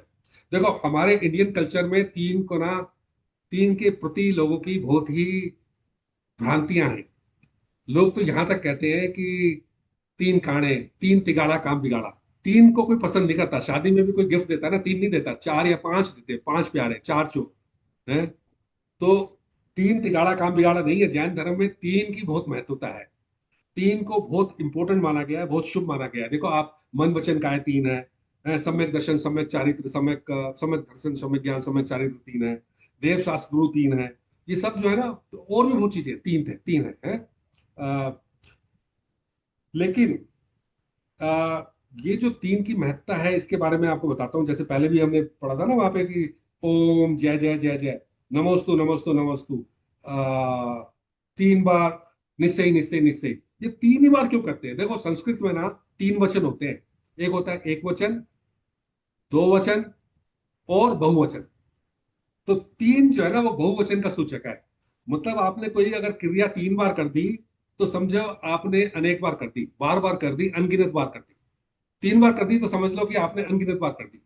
आपने जो है तीन प्रदक्षिणा दे दी तो आपने समझो कि आपको 10,000 प्रदक्षिणा देने की जरूरत नहीं है। वो सूचक है कि मैंने भाई 10,000 के अनगिनत बार कर दिए हैं। आपने ओम जय जय जय जय बोल दिया तो तीन बार जय जय जय जय बोला है, तो वो हो गया अनगिनत बार। तीन बार नमोस्तु बोला है तो अनगिनत बार। तीन बार निश्चय बोला है तो आपने पक्की प्रतिज्ञा कर लिया, अनगिनत बार बोल दिया आपने। ठीक है? तो ये तीन की महत्ता है। ठीक है? तो आप जब भी कभी मंदिर जाओ और जब आपको तीन बार आप बोल रहे हो, तो आप बेसिकली ये बोल रहे हो कि मैं ये तीन नहीं बोल रहा, मैं तो तीन के बदले ये कह रहा हूं कि मेरा जो है अनंत बार कर दिया मैंने। ठीक है? और ये क्यों करते हैं प्रदक्षिणा? प्रदक्षिणा कहते हैं रतन त्रय की प्राप्ति के लिए करते हैं, कि धीरे धीरे धीरे धीरे आपको जो है सम्यक दर्शन, सम्यक ज्ञान, सम्यक चारित्र मिलेगा अगर धीरे धीरे करते रहोगे और आप इसमें प्रॉपर तरह से करोगे ना। अगर जैन दर्शन जो है अपना, देव दर्शन, तो भगवान को हम जो है आ, सब ओर से निहारने की भी हमको अपॉर्चुनिटी मिलती है। जब तीन बार प्रदक्षिणा करते हैं तो बार बार उनको सब तरह से देख सकते हैं कि भगवान कैसे लग रहे हैं, उनकी वीतरागी मुद्रा, उनकी नासाक दृष्टि, कैसे बैठे हैं, कैसे हाथ पे हाथ रख के बैठे हैं, ये सब चीजें जो है ना, तो हमको ये पता लगती है। अच्छा, इसमें अगला पॉइंट है कायोत्सर्ग। मेरे को थोड़ा स्पीड बढ़ाना पड़ेगा। तो कायोत्सर्ग, कायोत्सर्ग इसमें लिखा है कि भगवान को नमस्कार का 9 बार नमोकार मंत्र पढ़ते हुए कायोत्सर्ग करना चाहिए। जिन लोगों ने आप में से पूजा करी है, पूजा में बहुत बार आता है कि अभी 9 बार नमोकार मंत्र पढ़ेंगे और फिर कायोत्सर्ग करेंगे। तो वैसे दोनों चीजें अलग अलग है। 9 बार नमोकार मंत्र पढ़ना अलग है और कायोत्सर्ग अलग है। तो कायोत्सर्ग का मतलब क्या है? कायोत्सर्ग का भी मैं ना ज्यादातर ऐसे एक्सप्लेन करना चाहता हूँ कि हर एक चीज को तोड़ के संधि विच्छेद करके, ताकि आपको समझ आ जाए। कायोत्सर्ग का मतलब है काया प्लस उत्सर्ग। काया का मतलब शरीर, उत्सर्ग का मतलब छोड़ना यानी कि त्याग करना। तो इसका मतलब ये नहीं है कि आपने शरीर छोड़ दिया, इसका मतलब है आपने शरीर के प्रति ममत्व छोड़ दिया, शरीर के प्रति जो आपका प्यार है ना, उसको छोड़ दिया। जो अपने मन को आपने आत्मा और परमात्मा के चिंतन में लगाना है। आपको अपने शरीर के प्रति जो ममत्व है ना, कि आपको सर्दी लग रही है, गर्मी लग रही है, भूख लग रही है, प्यास लग रही है, फोन आ रहा है, कहीं पर ध्यान नहीं जाना हमारा। हमें हमें अपना ध्यान पंच परमष्टि के स्वरूप पे केंद्रित करना है? तो ये जो है ना, कायोत्सर्ग का मतलब है कि आपने कायोत्सर्ग करना है तो आप अपना शरीर का ध्यान छोड़ दो। आपको चींटी भी काट रही है तो चिंता नहीं करो, शरीर ही है, आपका थोड़ी है। आपका तो आत्मा है, शरीर तो किसी और का है ना, पड़ोसी का है। तो आप ने नमोकार मंत्र में जो पंच परमेष्टि के स्वरूप को जाना था पाठ एक में नमोकार मंत्र में, और अभी हमारे जो हम तीसरा भाग पढ़ेंगे ना, उसके अंदर भी एक पाठ है पंच परमेष्टि के बारे में, उसमें और डिटेल में जाएंगे। लेकिन आज मैं सिर्फ यही कहूंगा कि हमें सिर्फ अपना ध्यान पंच परमेष्टि के स्वरूप पे लगाना है, और अपना जो है ध्यान अरहंत भगवान पे लगाना है। खासतौर पे जब देव दर्शन करने जा रहे हैं तो हम अरहंत भगवान को, तीर्थंकर भगवान को देखने जा रहे हैं, उनको निहारने जा रहे हैं, उनके जैसा बनने के लिए जा रहे हैं। हम ये कहने जा रहे हैं कि उनके बारे में चिंतन मनन करने जा रहे हैं कि आप तो बन गए, हमारा भी उद्धार कैसे हो, है ना। और ये मैंने आपको बता ही दिया था कि ओम कैसे बनता है, वो भी पंच परमेष्टि का प्रतीक है। फिर उसके बाद अगले स्टेंजा में वो बोल रहा है कि शांति से बैठकर कम से कम आधा घंटा शास्त्र पढ़ना चाहिए, और यदि मंदिर जी में उस समय प्रवचन होता हो तो वो भी सुनना चाहिए। तो शास्त्र पढ़ने की और प्रवचन सुनने की क्या महिमा है, इस बारे में थोड़ी बात करते हैं, ठीक है। तो देखो, जब हम स्तुति पढ़ रहे थे ना, प्रभु पतित पावन मैं पावन, वो सब जो भी हम पढ़ रहे थे, तो हम भगवान को सुना रहे थे अपनी कहानी। हमें ना सुनाने में मजा आता है, हर एक आदमी को बात करने में मजा आता है, लेकिन जब दूसरे की बात सुननी हो तो उसमें ज्यादा एनर्जी लगती है, वो थोड़ा मुश्किल होता है काम। तो हमने तो अपनी बात कर दी, हमने तो अपनी स्तुति वगैरह सब पढ़ के भगवान को सुना दी। अब शास्त्र जब पढ़कर और प्रवचन सुनकर हम भगवान की बात सुनने का हमारा बस टाइम मिलेगा, उसका अवसर मिलेगा। कैसे? क्योंकि जो है ना, शास्त्र जो है उसमें भगवान ने लिखा है, बेसिकली भगवान ने खुद तो नहीं लिखा, गणधरों ने लिखा है। लेकिन उन्होंने, गणधर ने क्या लिखा है? उन्होंने वही लिखा है जो भगवान ने कहा था। जो हमारे जिनेंद्र भगवान की वाणी थी, जो हमारे जिनेंद्र भगवान के हितोपदेश थे, उनको गणधर ने कैप्चर करके शास्त्रों में लिखा है। तो जब आप शास्त्र पढ़ते हो या प्रवचन सुनते हो, तो आप डायरेक्टली जो जिनेंद्र भगवान आ, की वाणी सुन रहे हो, उनके जो है मैसेज सुन रहे हो, ठीक है। तो हमारा भला जो है ना, भगवान को सुनाने से है या भगवान को सुनने में है? क्या कहते हो? हाँ जी श्रेया जी, आपको क्या कहती हो आप? हमें भगवान को सुनाने में ज्यादा फायदा है कि सुनने में ज्यादा फायदा है? सुनने में। सुनने में। क्यों? क्योंकि जो सुना रहे हो वो तो आपको पता ही है, लेकिन जो आपको नहीं पता वो तो आपको सुन के ही पता लगेगा ना। किताबें पढ़ के, सुन के, प्रवचन सुन के ही पता लगेगा। तो मंदिर जी में कोई मेरे से पूछता है क्वेश्चन है, शांति बहन जी, मेरे को किसी ने पूछा कि मंदिर जी में बैठकर हम क्या पढ़े, कौन सा शास्त्र पढ़े। और शास्त्र तो बहुत है। जैसे हमारे मंदिर में 4 अलमारियां हैं।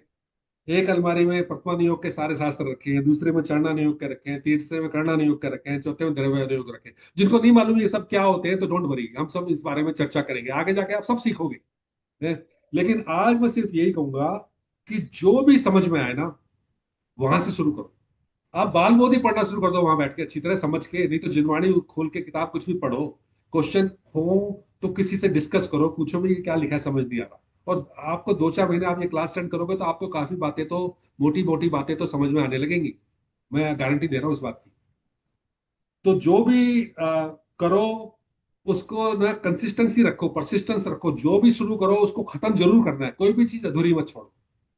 कहते हैं कि आधा ज्ञान सदा नुकसान, आधा ज्ञान बहुत नुकसान देता है, तो पूरा ज्ञान करना है, ठीक है। फिर ये कह रहे हैं कि जो शास्त्र में पढ़ा हो अथवा प्रवचन में सुना हो, कितने 45, जो शास्त्र में पढ़ा हो अथवा प्रवचन में सुना हो, उसे थोड़ी देर बैठकर मनन करना चाहिए तथा सोचना चाहिए कि मैं कौन हूँ, भगवान कौन है, मैं स्वयं भगवान कैसे बन सकता हूँ। तो हमें मनन कैसे करना चाहिए, ये भी क्वेश्चन है। अभी मतलब हम सब लोग नए हैं इस फील्ड में, आध्यात्मिक यात्रा में हम लोगों ने, काफी लोग तो बिल्कुल नए हैं, काफी लोगों ने कुछ पढ़ रखा होगा, कुछ लोगों को समझ है, कुछ को नहीं है। तो मैं उनके लिए बोल रहा हूँ जिनको कुछ भी नहीं पता, कि मनन हमें कैसे करना चाहिए। हमें मनन करने में ये सोचना चाहिए, मैं कौन हूँ, मैं कौन हूँ, मैं कहाँ से आया हूँ, मेरे को कहाँ जाना है। तो किसी पूछा मैं कौन हूँ, तो जवाब होगा, अरे मैं बालक हूँ, या मैं युवा हूँ, मैं वृद्ध हूँ। कौन हूँ मैं बिजनेसमैन हूँ क्या? अरे भाई, बिजनेस तो मैंने 10-15 साल पहले ही शुरू करा है, उससे पहले भी तो मैं था। तब मैं क्या था? तब मैं बिजनेसमैन तो नहीं था, पर मैं तो मैं ही था, है। और सच्ची बात यह है कि आज से 5-10 साल, 15 साल, 20 साल बाद मैं बिजनेस करने की शायद कैपेसिटी में ना रहूं, तो मैं तो फिर भी रहूंगा ना। और मेरे इस जन्म के बाद अगले जन्म में मैं तो रहूंगा, मेरी आत्मा तो रहेगी। तो इसका मतलब यह है कि इवन तो मैं हमेशा नहीं रहूंगा, लेकिन मैं जो भी हूं, कुछ तो हूं। मैं कौन हूं मैं, इस पे हमें विचार मनन करना चाहिए। शास्त्र पढ़कर, प्रवचन सुनकर हमें मनन करना चाहिए, मैं कौन हूं। ये भी हमें सोचना चाहिए, भगवान कौन है, क्या मैं, और मैं स्वयं भगवान कैसे बन सकता हूँ। बहुत लंबा रास्ता है, हम सब बहुत पहली सीढ़ी पे खड़े हैं, पहली सीढ़ी पे भी नहीं, हम नीचे ही खड़े हैं।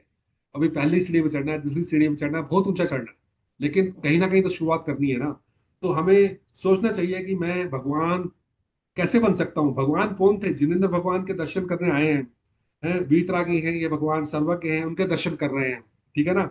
तो भगवान की प्रतिमा को जब हम भगवान की प्रतिमा को देखते हैं ना, उनकी जो हम दर्शन करते हैं प्रतिमा के, तो हमें उनकी जीवनी का, उनकी उनके परिचय का, कैसे भगवान बन जाए, ये सब हमें, वो कैसे भगवान बन गए, जिनेंद्र भगवान कैसे भगवान बन गए, ये हमें याद आना चाहिए, है। अब महावीर भगवान थे, बहुत लोगों को मालूम होगा कि उनके बहुत सारे भव हुए थे। वो मरीचि थे, कभी आदिनाथ भगवान के जमाने में उनके पोते थे, हैं। उसके तो लाखों साल के बाद वो जाके भगवान बने। उनके भगवान बनने से कुछ जन्म पहले वो शेर थे, शेर थे। भगवान महावीर पशु से परमेश्वर बन गए, और हम तो मनुष्य हैं। तो हम क्या मनुष्य से परमात्मा नहीं बन सकते? वो तो शेर से बन गए हैं। वो तो जो है ना, हिरन को फाड़ के खाते थे, आपने देखा है ना कैसे, मतलब बिल्कुल पशु थे। जब वो वहां से भगवान बन गए तो हमारी स्थिति तो उनसे बेटर है। हम तो ऑलरेडी मनुष्य गति में है, और मनुष्य गति से आपको पता है, मनुष्य गति आपको पता है कि कितनी कितनी बार मिलती है। मनुष्य जन्म 48 बार होता है, उसमें 16 बार मेल का, 16 बार फीमेल का, 16 बार नपुंसक का, और 16 बार में भी 8-8 बार पर्याप्त होता है, 8 बार अपर्याप्त होता है। ये सब बातें आपको पता लगेगी बाद में। 8 जन्म मिलेंगे आपको सिर्फ, जिसमें कि आप मोक्ष ले सकते हो। अब हो सकता है हमारा 8वां ही हो ये, लेकिन हमें कोशिश तो करनी चाहिए ना, है। तो हमारी स्थिति उनसे अच्छी है। देव शास्त्र गुरु में ना एक पूजा का एक अर्घ है जो मेरे को तो बहुत अच्छा लगता है। तो ये अर्घ कहता है कि ये अर्घ समर्पण करके प्रभु निज गुण का अर्घ बनाऊंगा, और निश्चित तेरे सदृश प्रभु अरहंत अवस्था पाऊंगा। तो मतलब ऐसा हमारा, हमें निश्चय करना चाहिए कि हमको भी अरहंत दशा जो है मिले, और हमें उस तरफ प्रयास करें। मतलब जैसे मैंने बोला, हम तो सीढ़ी की पहली सीढ़ी पे भी नहीं है अभी, लेकिन कोशिश तो कर सकते हैं। तो इसमें यही है, देव दर्शन से शुरू होता है सब कुछ। तो अभी हमने जो ये पढ़ा था ना, लास्ट का 1.5 पेज, इसमें एक क्वेश्चन आता है मेरे से। पिछली क्लास में किसी ने पूछा था कि भगवान कुछ देते तो है नहीं, तो देव दर्शन करने से हमें क्या मिलेगा? तो देखो, भगवान हमें देते कुछ नहीं है, लेकिन मंदिर में जाने से, देव दर्शन करने से आपको आत्मा में शांति होगी, आपके परिणामों में निर्मलता आएगी, एक दूसरे के प्रति सहजता होगी। जो जिन मंदिर में आकर ना, जो आपके अन्य क्षेत्रों में किए गए पाप हैं वो भी धुल जाते हैं। मंदिर में तो पाप होते ही नहीं है, मतलब होने तो चाहिए नहीं है। मंदिर में तो आप पाप करने जाते नहीं, वहां तो सिर्फ भगवान की को निहारने जाते हो, भगवान जैसा बनने जाते हो, वहां तो पाप होने का मतलब नहीं है। तो देव दर्शन के जो परिणाम से, और स्वाध्यायों के परिणामों से, और जिन मंदिर में जो आने के जो भाव हैं, उनके परिणामों से जो है ना, हमारे जो संकट हैं, जो हमारे आगे आने वाले संकट हैं ना, वो भी गायब हो जाते हैं। कई बार हमें पता भी नहीं लगता कि आ, मतलब कई बार होता है कि छोटी सी कोई प्रॉब्लम आई, आपकी गाड़ी की स्क्रैच आ गया, और आप बड़े दुखी हो जाते हैं, अरे गाड़ी में स्क्रैच आ गया। पर ये समझो भैया, आपका कोई पुण्य कर्म सामने आ गया, आपने कोई अच्छे कर्म करे होंगे कि पूरा एक्सीडेंट नहीं हुआ, आदमी की डेथ भी हो सकती है, आपको सिर्फ स्क्रैच आया जरा सा, है। तो आपको पता भी नहीं चलता कई बार, लेकिन आपके संकट जो है ना, संक्रमित हो जाते हैं, बदल जाते हैं। देव दर्शन जो है, करने के परिणाम मात्र से इतना लाभ है। आप लोगों ने एक कहानी सुनी होगी, मैं आपको बिल्कुल ब्रीफ में सुनाता हूँ। एक कहानी है कि एक मुनिराज थे, और वो मुनिराज ध्यान अवस्था में बैठे हुए थे, बिल्कुल ध्यान लगा के। उनको तो पता नहीं था दुनिया में क्या हो रहा है, वो बिल्कुल ध्यान लगा के बैठे। एक शेर आता है, वो आक्रमण करने के लिए कहता है कि चलो ये बैठे हैं, कोई अपोजिशन भी नहीं है, इनको मार के खाता हूँ। तो वो एकदम आक्रमण करने के लिए आता है। उधर से एक जंगली सूअर होता है, वो देखता है कि वो शेर आक्रमण करने आ रहा है, तो उसको, मुनि महाराज को बचाने का भाव होता है। तो वो भी एकदम तैयार होके वो भी कूद पड़ता है। वो शेर और सूअर की लड़ाई होती है, पूरी रात भर लड़ाई चलती है, और उस लड़ाई में दोनों मर जाते हैं। तो एक मर के जो नरक में जाता है, एक स्वर्ग में जाता है। तो रचना जी, कौन जाएगा स्वर्ग में और कौन जाएगा नरक में? जिसने बचाया है वो स्वर्ग में जाएगा। हाँ, क्योंकि उसके भाव अच्छे थे। तो जो सुअर है वो स्वर्ग में जाएगा, जो है शेर है वो नरक में जाएगा। लेकिन बात यहाँ पे ये नहीं है, हम ये बताना चाह रहे हैं कि मुनि महाराज को तो पता भी नहीं था कि उनके ऊपर इतना बड़ा संकट आया था। वो तो ध्यान अवस्था में बैठे थे, उनको तो पता भी नहीं था। लेकिन संकट इससे पहले आए, वो चला भी गया। तो ये महिमा है भगवान का ध्यान करने की, देव दर्शन करने की। ठीक है। लेकिन जो है ना, देव दर्शन की अपॉर्चुनिटी सबको नहीं मिलती। देशों में, विदेशों में कई जगह मंदिर ही नहीं होते हैं। और जहाँ पे मंदिर होते हैं ना, कई बार तो ऐसा होता है कि इंडिया में तो खास तौर पे गली गली में मंदिर है, 2 मिनट दूर मंदिर है, घर से निकलो मंदिर है। लेकिन तब भी कई बार लोगों का अगर भाग्य नहीं है, लोगों का अगर, उनका अगर उद्धार नहीं होना, उनको भाव ही नहीं आता मंदिर जाने का। तो वो लोग बहुत भाग्यशाली हैं जिनको जो है देव दर्शन का सौभाग्य मिलता है। है जो है इस दुनिया में सब लोग दुखी हैं। और संकटों से अगर हमें मुक्ति चाहिए तो हमें जो है तीन लोग के स्वामी का जो है देव दर्शन करना ही चाहिए। और जो हमारा दुख है ना, सबको दुख है बेसिकली। आप कोई भी एग्जांपल ले लो, जो बच्चा है वो कहता है यार मेरे को तो कोई भी आके झटका देता है। कहता है बच्चा, उसको बड़े होने क्या खुलता है कि मैं कब बड़ा होऊंगा, कब मेरे को कोई, मैं भी कहूंगा कि मैं भी कुछ हूँ भाई, मेरे को तो कोई भी आके धमका जाता है। बड़ा आदमी कहता है कि अरे बचपन कितना अच्छा था, कितनी जल्दी निकल गया ये ना, अब तो दिन रात नौकरी करनी पड़ती है, परिवार का देखभाल करना पड़ता है। उधर बिजनेसमैन है, बिजनेसमैन कहता है कि देखो सर्विस वाले लोग कितने अच्छे, 9 से 5 काम करा, उसका छुट्टी, मस्ती करो है। और नौकरी वाला कहता है अरे यार देखो बिजनेसमैन कितना पैसा है, धन दौलत है, गाड़ियों में घूमता है। और अगर जो है जचे तो अपने दफ्तर गए, नहीं जचे तो नहीं गए, मर्जी है उसकी, कोई उसको कहने वाला नहीं है। मकान मालिक कहता है देखो जो किराएदार कितना सुखी है, ना उसको मोर्टगेज देनी है ना कुछ करना है। किराएदार कहता है देखो मकान मालिक का 4 4 मकान है, कितना लकी है। नीचे वाले कहते हैं ऊपर वाला कितना सुखी है, छत भी है उसके पास। ऊपर वाला कहता है देखो नीचे वाला कितना सुखी है, उसको चढ़ना नहीं पड़ता सीढ़ियां। तो देखो हर एक आदमी दुखी है, सबको किसी ना किसी, हमको भी दुख है, सबको दुख है? दूसरों की थाली में हमको घी नजर आता है, पर हम ये नहीं देख रहे कि हमारी थाली में क्या है। हमारी थाली में इस टाइम मनुष्य जन्म है। तो ये जो है ना मनुष्य जन्म, इसको हम कैसे सफल बनाएं, वो देव दर्शन में, देव दर्शन जो है फर्स्ट स्टेप है। ठीक है, इससे जो है देव दर्शन करके हमारा जीवन बदल जाता है। आपने वो गधे की कहानी सुनी है क्या? मैं, अगर टाइम 52 है तो अभी थोड़ा सा टाइम है, मैं आपको गधे की कहानी सुनाता हूँ। किसी ने सुन रखी है गधे की कहानी? चलो मैं सुनाता हूँ। तो एक गधे की कहानी। तो क्या होता है कि एक मुनि महाराज होते हैं, वो सेठ के घर में होते हैं। तो सेठ से कहते हैं बेटे, सेठ जी आपको एक नियम लेना पड़ेगा कि रोजाना देव दर्शन करने मंदिर जाओ।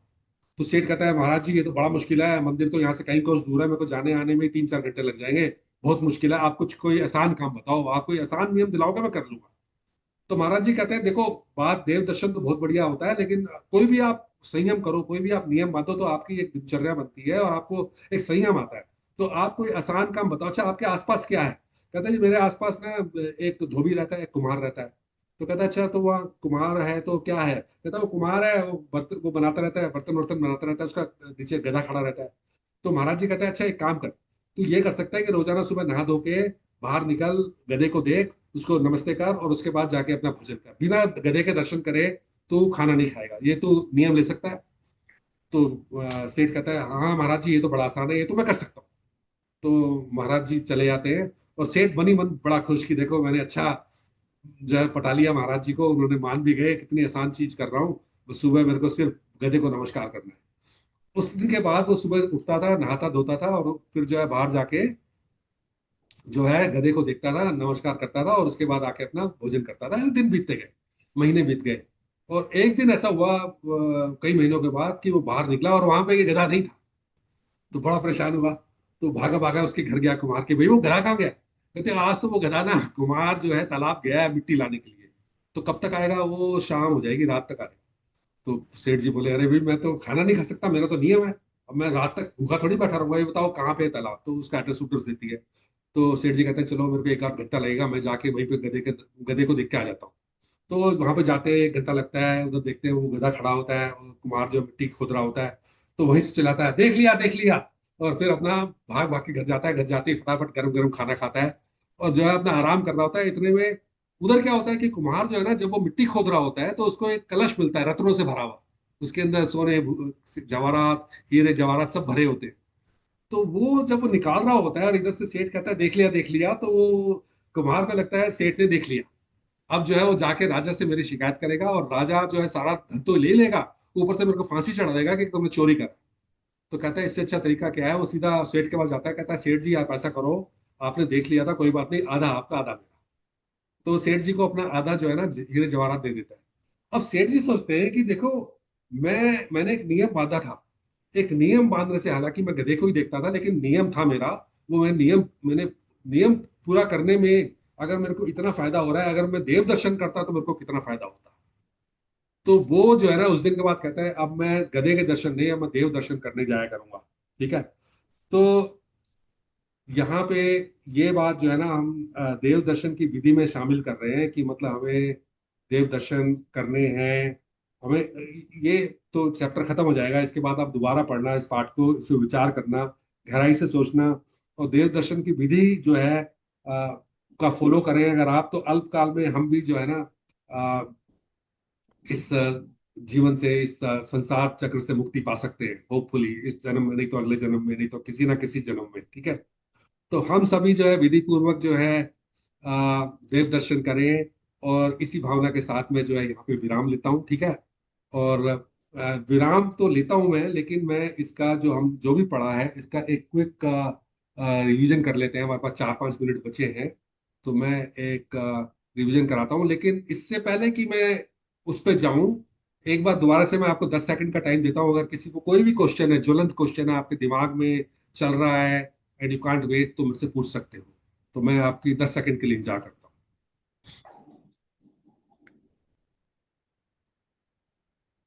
हाँ जी, अच्छा कोई नहीं है तो ठीक है, अब मैं आपसे एक पीडीएफ शेयर करता हूँ।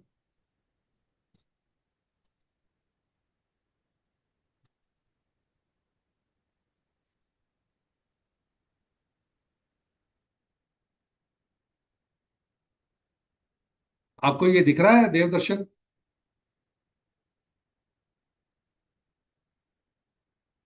हाँ दिख रहा है। Okay, very yes. गुड। तो अभी ओके, तो सबसे पहले देव दर्शन किसे कहते हैं, ये हमने काफी डिटेल में मैंने बताया था कि देव प्लस दर्शन, देव का मतलब है यहाँ पे जिनेंद्र भगवान, अरहंत भगवान, और दर्शन का मतलब देखना, निहारना या निरखना। ठीक है, उसके बाद जो है ओके,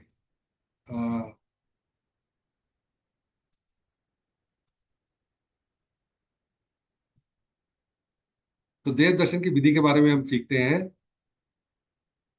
रूही जी, अभी दिख रहा है ना आपको स्क्रीन? हाँ हाँ दिख रहा है, ठीक है, बस छोटा छोटा है बस। ठीक है।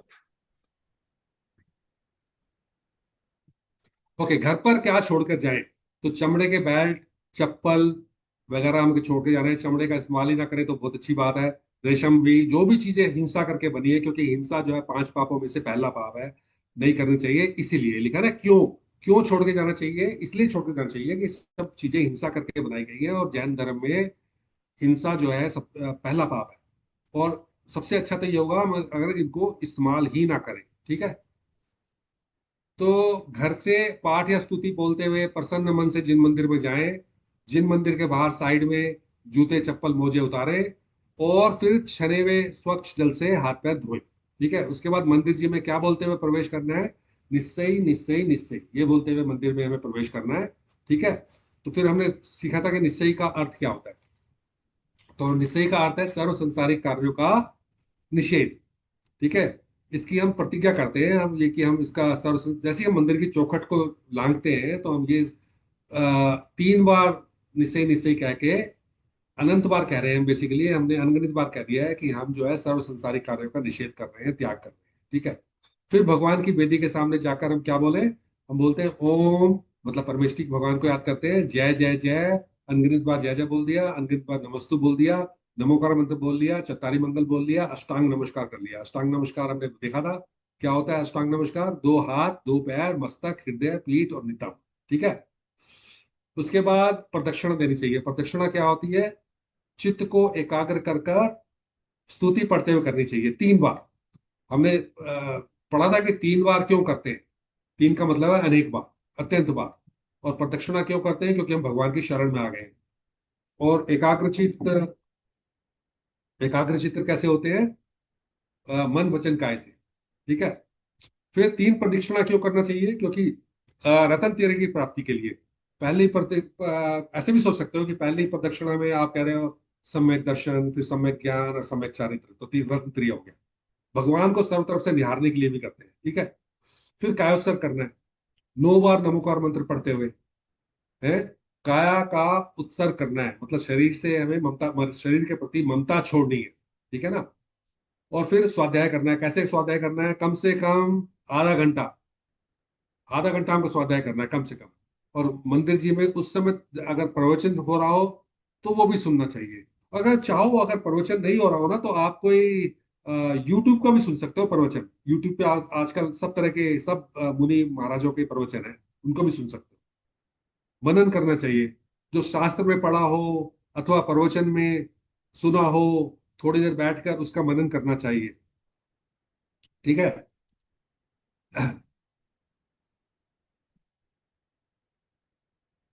हमने डिस्कस कर लिया काउंसलर कैसे करें, स्वाध्याय कैसे करें, आधा घंटा है।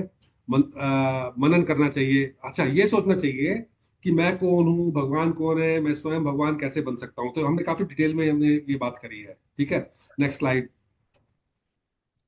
फिर जो है इन सब से क्या लाभ है, तो ये सब जो है आत्मा में शांति प्राप्त होती है, परिणामों में निर्मलता आती है, और मंदिर जी में आत्मा की चर्चा होती है। ठीक है।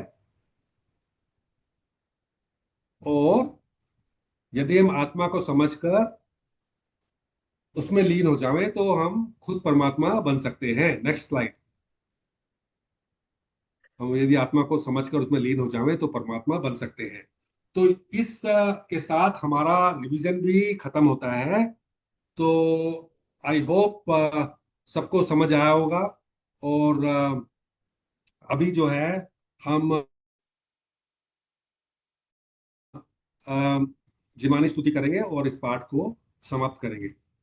तो निज निधि निज में बताई, यह अनंत उपकार है, उसके लिए इसके जिनवाणी जिनवाणी मापो, वंदना वंदना शत सत बार है। वंदना शत बार है, वंदना शत बार है। सबको मेरी